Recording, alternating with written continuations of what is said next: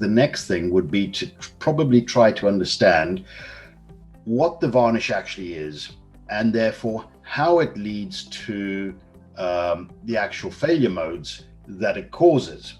So in terms of defining what varnish is really just oxidized oil molecules that have drifted out the body of the base oil towards the metal surfaces. And that's simply because the oxidized oil molecules have polarity, unlike the base oil itself.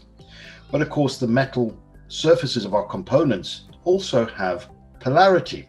Yeah. And of course, water has polarity, which leads us to sludge. Yes, that was what I wanted to ask you. So is this the moment where we start seeing sludge and sediment? Correct. So, when you understand what sludge is, by definition, sludge is an oxidized oil molecule combined with a water molecule. So if we are seeing evidence of sludge at the bottom of our tanks or our sumps, it's a sure sign that we've got the potential for a problem. And so this is why I'm very keen to stress when doing oil changes, inspect for sludge.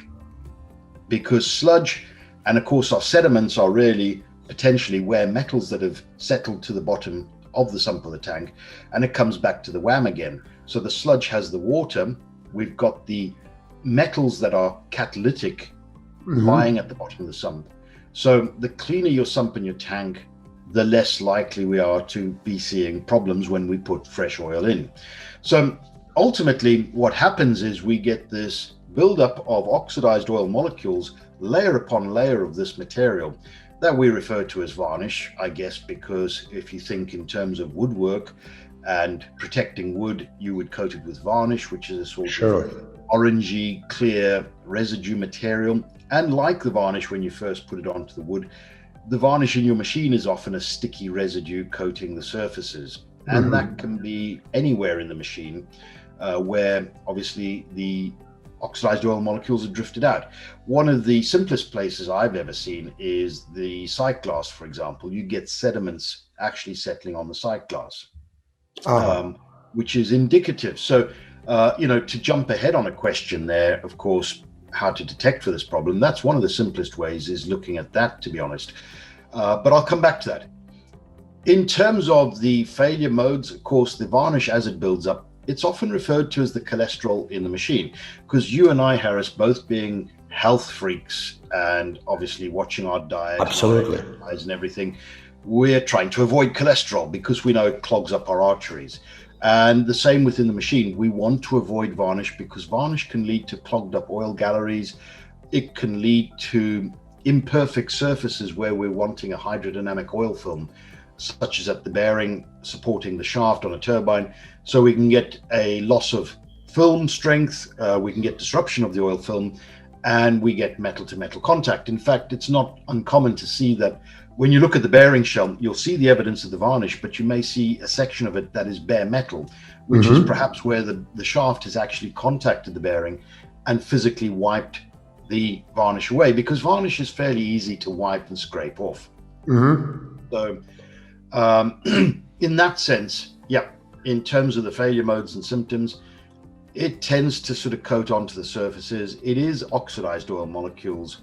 And of course, when you do put fresh oil in, that has the potential to disrupt the fresh oil as well, ultimately. So flow of oil, things like your oil coolers suffer because the oil flow through the cooler can then be reduced, and we're not getting the heat dissipation through the varnish to the actual surfaces of the oil cooler. We've got a restricted flow of oil going through that oil cooler, because you remember the magic number, if you halve the diameter, you basically reduce the flow by a factor of 4. So there are a number of aspects there that are going to be the outcome of varnish. So what would be the most appropriate way to detect for this problem? Well, simple stuff, as I mentioned, looking at the sight glass.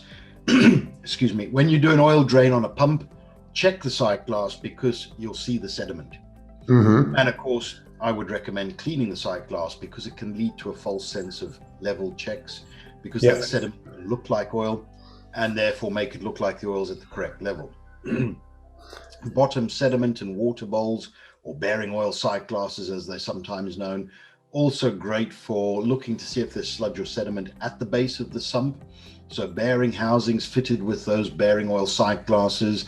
Some of them are very, very sophisticated with a magnetic probe inside, stainless steel fittings for offshore applications in corrosive environments, that kind of stuff. The other thing is take a sample of oil into a clear glass or clear plastic bottle, and then put the bottle on a shelf for 48 hours, leave it to stand, put it in a dark place, avoid bright sunlight, put it at the back of a cupboard in the darkness away from the fluorescent lighting, because actually ultraviolet light fluorescent lighting can actually affect the color of the oil.